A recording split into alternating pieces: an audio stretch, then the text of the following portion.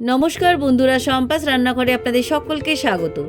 আজ আবার একটা রেসিপি নিয়ে আপনাদের কাছে চলে এলাম। আজকে আমি আপনাদেরকে তরমুজের আইসক্রিম বানিয়ে দেখাবো। বাজার থেকে আর দাম দিয়ে না কিনে বাড়িতেই কম খরচে এই তরমুজের আইসক্রিম বানিয়ে খান, বাচ্চা বড় সকলেই প্রশংসা করবে। তাই ভিডিওটা স্কিপ না করে পুরো রেসিপিটা দেখার অনুরোধ রইল। রেসিপিটা ভালো লাগলে আমাকে কমেন্ট বক্সে কমেন্ট করে জানাবেন, ভালো লাগলে লাইক বাটনটাও প্রেস করে দেবেন, আর আপনাদের বন্ধুদের মধ্যে আমার ভিডিওটাকে শেয়ার করে দেবেন। আর আমার নতুন বন্ধুদের কাছে অনুরোধ, আমার চ্যানেলটাকে সাবস্ক্রাইব করে পাশে থাকবেন। আর আমার চ্যানেলে নতুন নতুন রেসিপি দেখার জন্য পাশে থাকা ছোট্ট বেল আইকনটাও প্রেস করে দেবেন। চলুন আর কথা না বাড়ি, কীভাবে আজকে তরমুজের আইসক্রিম বানাবো রেসিপিটা দেখে নেওয়া যাক। তরমুজের আইসক্রিম বানানোর জন্য আমি এখানে 2 কেজি সাইজের একটা তরমুজ নিয়েছি। এবার এই তরমুজটাকে আমি অর্ধেক করে কেটে নিচ্ছি। তরমুজটা অর্ধেক করে কেটে নিলাম, তবে পুরো তরমুজটা নেব না, অর্ধেকটা তরমুজ দিয়ে এই আইসক্রিমটা বানাবো। এবার একটা ছুরি দিয়ে তরমুজের ভেতরে এভাবে কাট লাগিয়ে দিচ্ছি। যেহেতু আমি তরমুজের খোলাটা ভেতরে আইসক্রিম জমাবো, তাই আমি এভাবে তরমুজটা বার করে নিচ্ছি। আপনারা চাইলে তরমুজটা কেটেও বার করে নিতে পারেন। এবার আমি একটা চামচের সাহায্যে তরমুজের পাল্প বার করে নিচ্ছি। চামচ দিয়ে তরমুজের ভেতরে পাল্পটা খুব ভালো করে বার করে নিয়েছি। এবার আমি একটা মিক্সিং জার নিলাম, মিক্সিং জারের মধ্যে তরমুজের পাল্পগুলো ঢেলে দিলাম। এবার আমি মিক্সিতে ব্লেন্ড করে নিয়ে আপনাদের কাছে ফিরে আসছি। মিক্সিতে আমার তরমুজের পাল্পটা ব্লেন্ড করা হয়ে গেছে। এবার আমি এটাকে ছেঁকে নেব। তরমুজের জুসটা ছাকার জন্য একটা কাচের পাত্র নিলাম। এবারে কাচের পাত্রের উপর একটা ছাঁকনি রাখলাম। এবারে ছাঁকনির উপরে তরমুজের জুসটা ঢেলে দিলাম। এবার খুব ভালো করে আমি ছেঁকে নিচ্ছি। চামচ দিয়ে এভাবে চেপে চেপে তরমুজের জুসটা বার করে নিচ্ছি। তরমুজের জুসটা খুব ভালো করে ছেঁকে নিলাম। দেখুন, তরমুজের ভেতরে কিন্তু এক ফোঁটা জল দিইনি, কতটা তরমুজের ভেতর থেকে জুস বেরিয়েছে। এবারে এই তরমুজের জুসটাকে আমি ডিপ ফ্রিজে 3 ঘন্টা রেখে দিচ্ছি। দেখুন, আগের বছর কড়াইশুঁটি যে ফ্রোজেন করে রেখেছিলাম সেগুলো আমি ডিপ ফ্রিজে স্টোর করে রাখি এভাবে।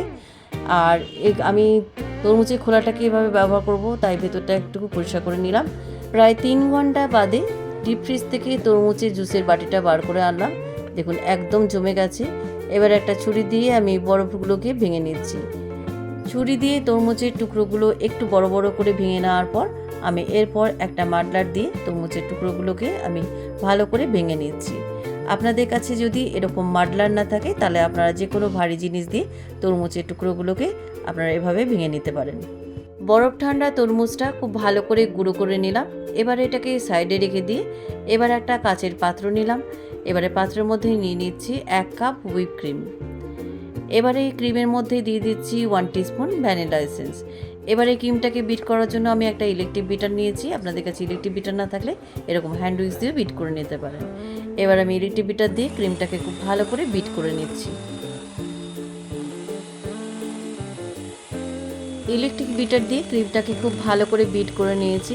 ক্রিমটা যখন দেখবেন হালকা হয়ে গেছে আর ডাবল হয়ে গেছে আর এরকম পিকের মতন হয়ে গেছে, তখন বুঝে যাবেন ক্রিমটা ভালোভাবে বিট করা হয়ে গেছে। এবারে ক্রিমটাকে আমি একটা বড় মিক্সিং বোলের মধ্যে ট্রান্সফার করলাম।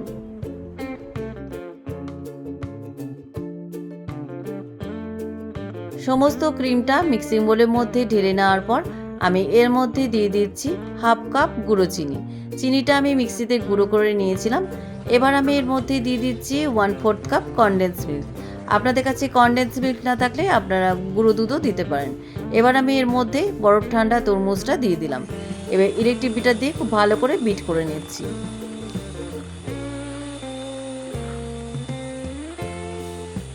ক্রিমের মধ্যে সমস্ত উপকরণ দিয়ে মিনিট 5 খুব ভালো করে আমি বিট করে নিয়েছি। আইসক্রিমের মিশ্রণটা একদম রেডি।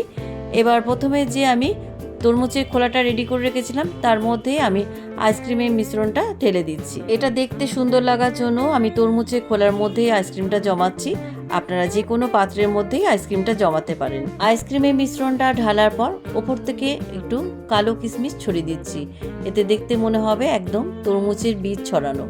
একদম তরমুজটা কাটার পর যেমন দেখতে লাগছে না সেরকম। এবার এটাকে আমি ডিপ ফ্রিজে 8 ঘন্টা রেখে দেবো। আপনারা চাইলে 1 দিনও রেখে দিতে পারেন। এবার বাকি আইসক্রিমের মিশ্রণটা আমি একটা কাঁচের টিফিন বক্সের মধ্যে জমিয়ে নিচ্ছি।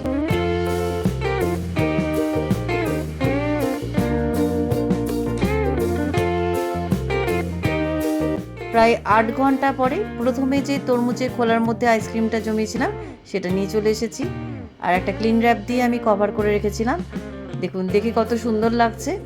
টিফিন বক্সের মধ্যেও যে আইসক্রিমটা জমিয়েছিলাম সেটাও নিয়ে চলে এসেছি। দেখুন সুন্দরভাবে জমে গেছে। এবার একটা আইসক্রিম পটের মধ্যে আমি আইসক্রিমটা সার্ভ করছি।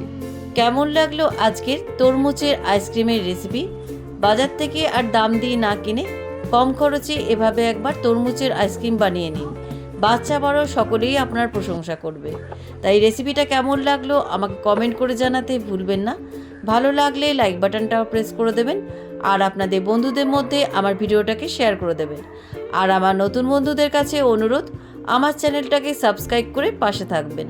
আর আমার চ্যানেলে নতুন নতুন রেসিপি দেখার জন্য পাশে থাকা ছোট্ট বেল আইকনটাও প্রেস করে দেবেন। আজ তাহলে চলি, আবার একটা নতুন দিনে নতুন রেসিপি নিয়ে আপনাদের কাছে চলে আসব। সবাই ভালো থাকবেন, সুস্থ থাকবেন। ধন্যবাদ।